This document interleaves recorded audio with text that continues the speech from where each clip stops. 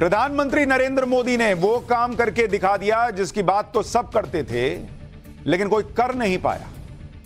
महिला आरक्षण बिल को ही देख लीजिए, कितने सालों से आप सुनते चले आ रहे थे कि महिला आरक्षण बिल पास होना चाहिए, महिला आरक्षण बिल पास होना चाहिए। कई सरकारें आईं और चली गईं, कोई राज्यसभा में लेकर आया तो कोई लोकसभा में पेश तक नहीं कर सका।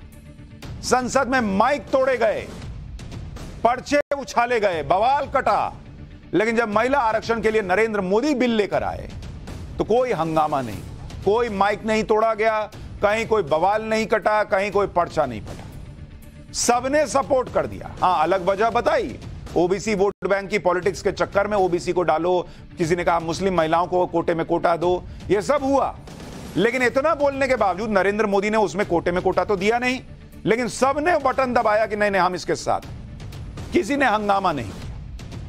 यह कैसे हो गया भाई? नरेंद्र मोदी जो बिल लाए, कोई पिछले जो बिल आए थे महिला आरक्षण के उससे बहुत अफलातूनी चेंज करके तो नहीं लाए, ऑलमोस्ट वैसा ही बिल था, कोटे में कोटा नहीं था। लेकिन जिन लोगों ने, आप सोचिए, सरकारें गिराने की धमकी दी, माइक तोड़े, पर्चे फाड़े, वो सब पलट गए कि ना ना ठीक है विरोध है लेकिन हम वोट दे देते हैं। ऐसा क्या डर था इनके अंदर? मैं आपको तस्वीरें दिखाता हूं 2010 की, याद दिलाता हूं। 2010 में जब महिला आरक्षण का बिल संसद में लाया गया था तो आप देखिए क्या हुआ था। महिला आरक्षण बिल राज्यसभा में आया था, तब इसके विरोध करने वाली पार्टी के सांसद सदन के अंदर टेबल पर चढ़ गए थे। तब हामिद अंसारी सभापति हुआ करते थे और विरोध करने वाले सांसद उनकी चेयर तक पहुंच गए थे। देखिए क्या हाल हुआ था इसी महिला आरक्षण बिल पर। राज्यसभा में माइक तोड़ने की कोशिश हुई थी, ये उस वक्त की तस्वीरें हैं। राज्यसभा में इतना हंगामा हो गया था कि मार्शल बुलाकर सांसदों को बाहर करना पड़ा था। अगर बिल पास करना इतना ही आसान होता तो यह 27 सालों से अटका होता। लेकिन आप कंपेयर कीजिए कि नरेंद्र मोदी ने जो महिला आरक्षण बिल पास कराया उसमें कितना कॉन्ट्रास्ट है। ना कोई माइक टूट रहा है, ना पर्चा फट रहा है, ना कोई सीट तक गया है राज्यसभा में, लोकसभा में।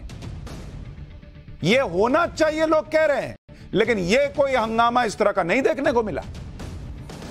क्यों भाई? नरेंद्र मोदी के लिए मोहब्बत तो नहीं है इनके अंदर, डर है, सियासी डर है कि कहीं नरेंद्र मोदी इसका फायदा ना ले जाएं और यह ना हो जाए कि हम महिलाओं के खिलाफ है, क्योंकि वैसे ही ओबीसी और महिला वोटर ये दोनों नरेंद्र मोदी के लिए जो है भर भर के वोट करते हैं।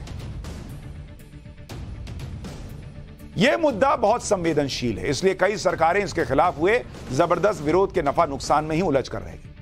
हमने आपको कल ही बताया था कि कैसे मुलायम, लालू और शरद यादव की तिकड़ी के आगे यूपीए सरकार को झुकना पड़ा और महिला आरक्षण बिल जो राज्यसभा में उस वक्त पास हो गया था वो लोकसभा पहुंच ही नहीं पाया। आज भले ही संसद में ये तीनों नेता ना मौजूद हों, लेकिन इन पार्टियों की विचारधारा नहीं बदली है। ये आज भी महिला आरक्षण बिल के अंदर अल्पसंख्यक, ओबीसी, एससी, एसटी महिलाओं को आरक्षण देने की मांग करते हैं और नरेंद्र मोदी सरकार के बिल के जबरदस्त विरोध में भी बावजूद उसके इन दलों ने लोकसभा में महिला आरक्षण बिल के समर्थन में वोट किया।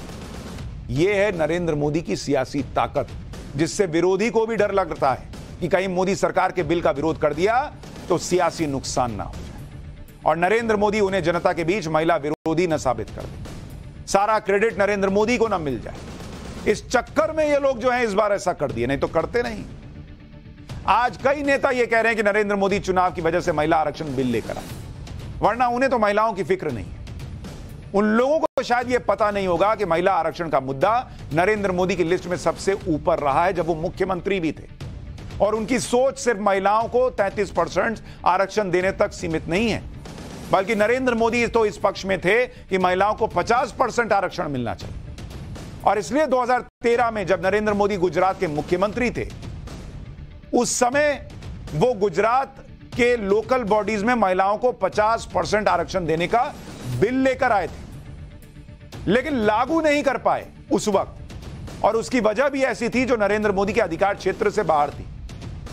उन्होंने कहा कि भाई राज्यपाल की वजह से नहीं हो पाया, राज्यपाल बिल जो पास हो गया उसको साइन नहीं कर रही हैं, क्योंकि वो खुद महिला भी थी राज्यपाल। एक बार सुनिए 2013 में नरेंद्र मोदी ने क्या बताया था इस महिला आरक्षण बिल को लेकर और इस बिल पर हो रही सियासत को लेकर। गुजरात में हमने असेंबली में एक एक्ट पास किया है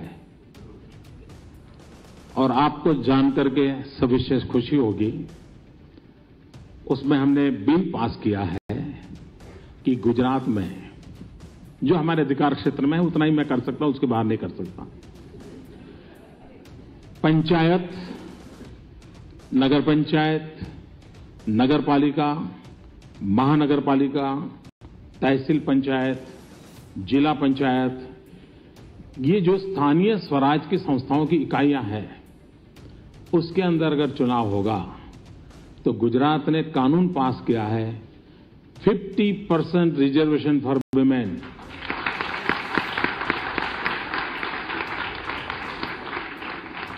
लेकिन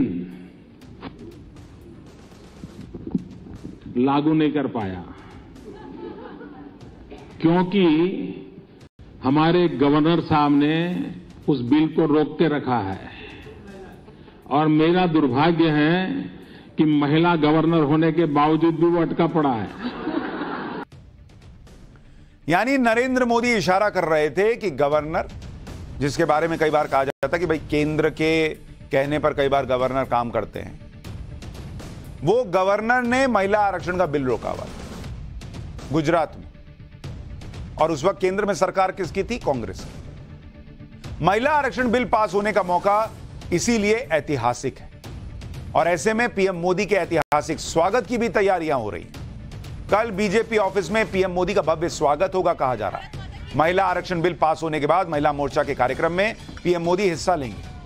वहीं आज दिल्ली में हरियाणा भवन में भी हजारों महिलाएं महिला आरक्षण बिल का जश्न मनाने के लिए पहुंची। ढोल नगाड़ों के साथ वहां जश्न मनाया जा रहा था। और अब कल यह तस्वीर भी दिख सकती है। राज्यसभा में जो वोटिंग होगी उसके बारे में भी आपको बताऊंगा।